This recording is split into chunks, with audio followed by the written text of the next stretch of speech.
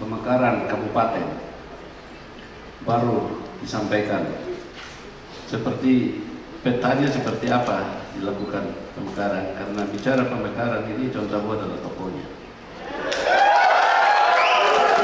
Pak calon 01, saya juga tokoh pemekaran juga.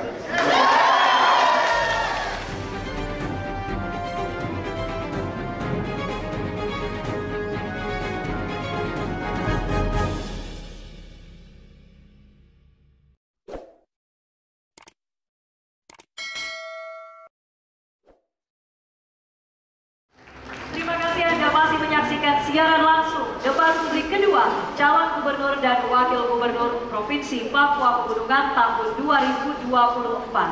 Di segmen ini pemirsa dan hadirin, sesi debat pertama akan dilakukan oleh calon gubernur dengan calon gubernur serta dilanjutkan dengan debat antar calon wakil gubernur. Para pasangan akan saling bertanya, menjawab, dan menanggapi. Ya, dan siapa yang lebih dulu bertanya atau siapa yang menjawab dan menanggapi sebelumnya sudah kami lakukan pengundian ya. Yang disaksikan langsung oleh kedua pasangan calon dan telah disepakati. Baik, kami persilakan kepada calon gubernur nomor urut 1 untuk bertanya terlebih dahulu kepada calon gubernur nomor urut 2. Waktu Anda 1 menit dimulai ketika Anda berbicara, silakan. Terima kasih. Apabila saudara calon nomor 2 mendapat kepercayaan, tadi saya mendengar dalam penyampaian visi dan misi pelayanan publik pemerintahan, pemekaran kabupaten baru disampaikan seperti petanya seperti apa dilakukan pemekaran, karena bicara pemekaran ini John Tabu adalah tokohnya. Baru hari ini mau menawarkan program itu, dan barang itu sedikit lagi sudah terjadi, karena pemekaran kabupaten ini sudah dikomit, sudah di MOU dengan Komisi 2 berapa tahun yang lalu. Jadi pertanyaannya adalah seperti apa saudara akan lakukan itu. Sudah cukup Bapak? Baik, terima kasih. Kami persilakan kepada calon gubernur nomor urut 2 untuk menjawab. Waktu Anda 2 menit.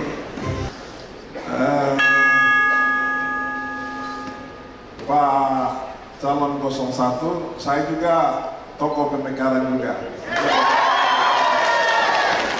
Ya, untuk Nduga, Lanijaya, dan Mamramo Tengah 4 ini, saya ada di balik itu, sekalipun hanya pembantu. Tapi selebihnya adalah ini soal keputusan politik pemerintah pusat. Siapa yang bisa meyakinkan Presiden Republik Indonesia untuk kasih pemekaran di luar moratorium? Itu hanya Tuhan yang tahu. Bisa-bisa saya. Jadi petanya begitu. Jadi semua saudara menghendaki itu, semua keluarga besar di Papua Pegunungan menghendaki itu. Dan pemekaran itu dilakukan yang pertama oleh inisiatif Komisi 2 DPR RI. Itu yang terjadi di pemekaran Provinsi Papua Pegunungan. Itu inisiatif Komisi 2 DPR RI. Pemekaran Yalimo, Manteng, Duga, dan Lanijaya, inisiatif Komisi 2 Pamangindahan. Dan saya dengan beberapa tim, Roni, Nius, kami menghadap dia dan jadi. Oleh sebab itu, kami berpengalaman juga, Pak calon gubernur. Oleh sebab itu, kalau bola ke kami, kami pasti akan bikin itu. Jangan khawatir. Masih ada waktu Bapak, apakah ingin dimanfaatkan? Masih ada waktu? Boleh dimanfaatkan? Sudah selesai? Baik. Kami persilakan calon gubernur nomor urut 1 untuk menanggapi. Waktu Anda 1 menit. Terima kasih. Saya kira rakyat Gunung itu tahu pemekaran kabupaten itu waktu John Tabu ketua DPR Jayawijaya. Tidak ada orang berjuang di luar-luar lewat prosedur. Dan provinsi DOB baru ini Saudara di Belani Jaya kan tolak. Ya, semua proses penyampaian pendapat aspirasi di Komisi 2 adalah jam tabung dengan beliau masih. Jadi bukan apa, kita bukan mengklaim, tetapi apa perjuangan ini untuk apa dan untuk siapa? Ada tujuan supaya orang Gunung keluar dari Onai, keluar dari Koteka, mau ingin maju seperti saudara-saudara yang lain. Dan itu perjuangan bukan baru, itu perjuangan partai sejak lama. Ya. Sejak tahun 90-an. Saya dan Pak Unes ini jadi tahun 97 jadi anggota DPR Kabupaten Dewi Jaya. Jadi mimpi siang bolong kalau orang tiba-tiba mau bicara jawab. Ya. Terima kasih. Terima kasih. Terima kasih. Pemirsa dan hadirin, berikutnya kesempatan kepada calon gubernur nomor urut 2 bertanya kepada calon gubernur nomor urut 1. Waktu bertanya 1 menit, kami persilakan. Hadirin harap tenang. Terima kasih. Silakan. Ya, masalah pendidikan kita di Papua Pegunungan hari ini bukan masalah sarana prasarana saja, tapi sekarang jadi satu masalah yang paling penting adalah masalah anak itu sendiri dan orang tua. Orang tua kita dulu itu sampai bawa kita sampai ke pintu kelas bisa masuk sekolah. Sekarang orang tua tidak mau tahu anak mau sekolah kan tidak, atau itu sudah urusan. Jadi tantangannya semakin berat. Bagaimana kira-kira ketika Bapak kalau terpilih bisa menyelesaikan masalah-masalah seperti ini? Waktunya masih ada, apakah masih ingin bertanya Bapak? Sudah cukup, terima kasih. Silakan calon gubernur nomor urut 1, waktu menjawab 2 menit.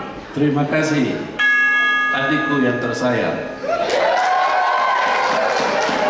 Saat kakak jadi bupati, adik saya panggil jadi Bapeda untuk perencanaan. Pada saat itu adik tahu pola berpikir kakak seperti apa, memajukan sumber daya manusia orang gunung. Saya sudah pernah buktikan waktu di Tolikara, anak bodoh jadi jenius. Matematika yang top, fisika yang top, ya. Sudah mendunia, olimpiade sains astronomi saya bikin di Tolikara. Tapi bupati selanjutnya tidak lanjutkan itu. Saya kira untuk persoalan pendidikan saya gurunya. Dengan cara bagaimana pola asrama yang saya sudah terapkan. Dan saya sudah lakukan hal itu. Mahasiswa sampai di manapun saya sudah lakukan hal itu. Dan beberapa raya saya sudah buktikan. Dalam 2 tahun aja saya bisa cetak pilot. Ya. Dan saya mengerti benar soal sumber daya manusia ini. Ya. Tolikara saya sudah buat. Tapi setelah bupati berikut saudara adik saya Usman yang saya sayangi tidak lanjutkan hal itu. Saya seribu saya. Kalau orang tua saudara-saudara adik-adik saya percaya kakak berdua ini, anak-anak milenial sekarang saya akan fokus dari ruang yang seluas-luasnya anak-anak milenial adik-adik saya untuk merubah karakter tatanan pendidikan ini ke depan. Karena itu pola asrama, kita akan beri makan gizi yang baik, protein yang baik, semua ada di asrama. Pembinaan mentalitas segala macam kita akan rubah semua di pola asrama. Dan itu pembiayaan yang ada kita akan maksimalkan dari 20% itu otonomi khusus, 20% itu APBD, itu cukup luar biasa. Karena itu sekolah-sekolah swasta kami akan prioritas kerjasama dengan gereja-gereja yang ada di Gunung. Dengan juga sekolah YAPIS juga yang ada di Wamena itu bagi mereka yang muslim. Baik, waktu sudah habis, terima kasih.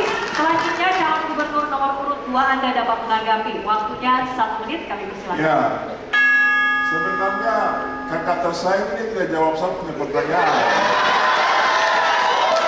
Saya hanya minta beliau punya pandangan yang sama terhadap kita hari ini, bahwa masalah kita hari ini bukan soal semua yang beliau cerita, tapi masalah hari ini adalah masalah kembali kepada anak itu dan orang tua. Orang tua. Bagaimana ini diselesaikan? Ya mungkin salah satu potong jalan, salah satu bisa diterima itu pola asrama. Begitu. Tapi menyelesaikan mata rantai besar ini kerja-kerja yang luar biasa ekstra. Kerja-kerja semua stakeholder semua melibatkan institusi gereja, lembaga-lembaga yayasan untuk pertama merubah mindset, meyakinkan kepada sudah habis. Ya. Pendukung ada tenang, terima kasih. Selanjutnya kami persilakan kepada calon wakil gubernur nomor urut 1 untuk bertanya kepada calon wakil gubernur nomor urut 2. Waktu Anda untuk bertanya 1 menit, kami persilakan. Satu pertanyaan yang bisa jawab bahwa kalau Papua Pegunungan sangat baru, kemudian pelayanan ekonomi inklusif, bagaimana cara pelayanan berbagai suku beragam? Ada beberapa suku yang ada di Papua ini, lebih banyak di Papua Pegunungan. Pertanyaannya seperti apa pelayanan inklusif itu? Terima kasih. Sudah cukup, Bapak? Cukup. Baik, kami persilakan calon wakil gubernur nomor urut 2 untuk menjawab pertanyaan tersebut. Waktu Anda 2 menit. Tentu kita di Papua Pegunungan banyak suku, banyak agama dan juga denominasi gereja, dan juga banyak orang dari mana-mana kita ada di sana.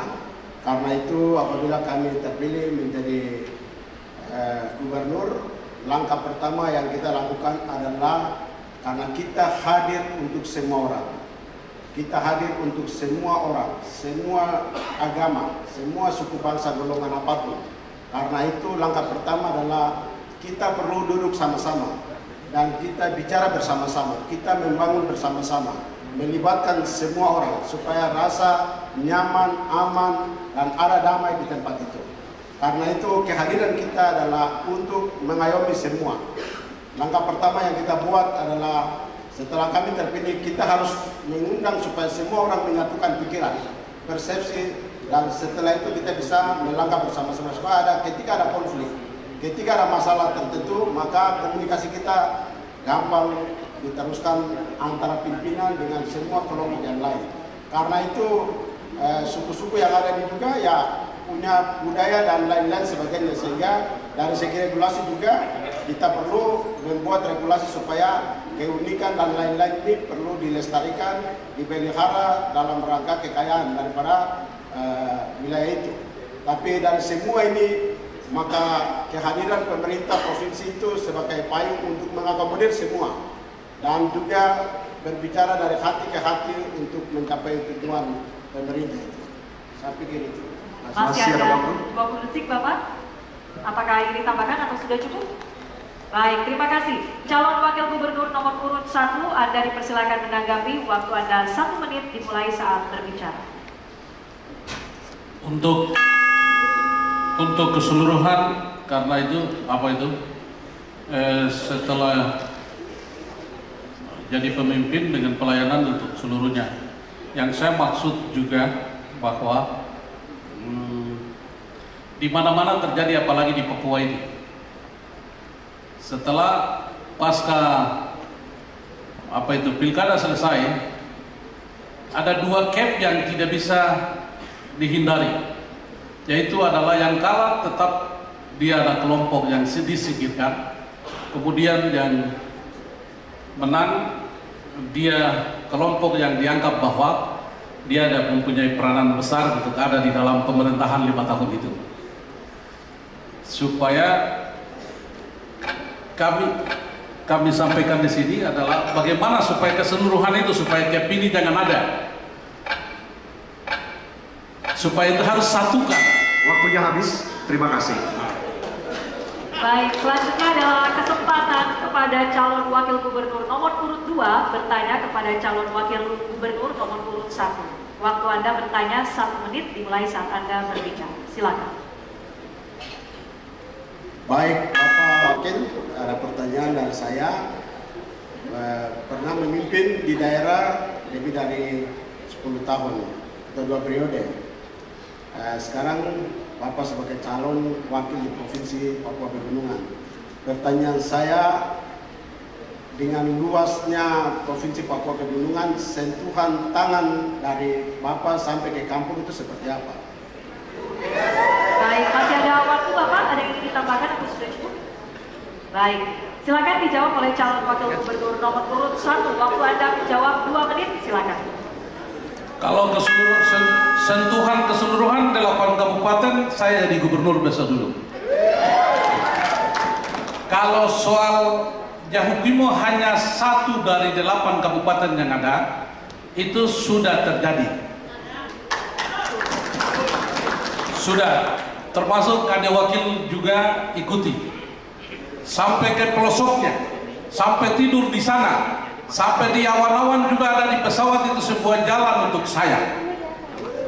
Sebuah jalan, bukan saya jalan darat, tapi saya di udara. Supaya bagaimana supaya sentuhan dan pelayanan mereka itu dapat terjadi, sehingga hari ini merasa bahwa sudah dapat dijamah oleh satu orang Unespahabol itu bagi dari Yahukimo itu. Kemudian dengan jiwa yang terganggu ini, saya mau ingin bekerja dan pelayanan sentuhan yang dimaksud oleh Wakil 8 kabupaten yang benar-benar lakukan di sudut-sudutnya, dan di mana mereka berada saya akan turun ada di sana dan tidur bersama-sama dan makan bersama-sama, hidup bersama-sama, tinggal bersama-sama di sana. Terima kasih. Masih ada 40 detik Bapak? Cukup. Sudah cukup. Silakan ditanggapi oleh calon wakil gubernur nomor urut 2. Waktu Anda 1 menit. Seperti itu juga yang kami lakukan. Kalau kami terpilih, kami juga punya komitmen bahwa kami berasal dari kampung, jadi tentu kembali ke kampung, tidur dengan mereka, makan dengan mereka, bicara dengan mereka, barulah mereka mengerti bahwa ini pemimpin. Karena itu kalau rakyat memilih dan Tuhan memberkati, maka kami juga siap melakukan pelayanan terbaik. Tidak saja bicara di media, karena Papua Pegunungan kita sudah tahu bahwa tidak bisa bangun melalui media sosial. Tetapi Papua Pegunungan harus dibangun melalui sentuhan tangan, turun langsung. Ketika ada konsul, ketika ada acara, ketika ada pesta ini, baik tidak baik, sebagai seorang pemimpin wajib hadir di tengah mereka, bicara dengan mereka, makan dengan mereka, tidur dengan mereka, bicara dengan mereka. Itu adalah tipe pemimpin Big Man di Papua Pegunungan. Dan kami berkomitmen akan melakukan itu. Baik, terima kasih. Tanya jawab dari pasangan calon urut 1 dan 2. Pendukung masih semangat?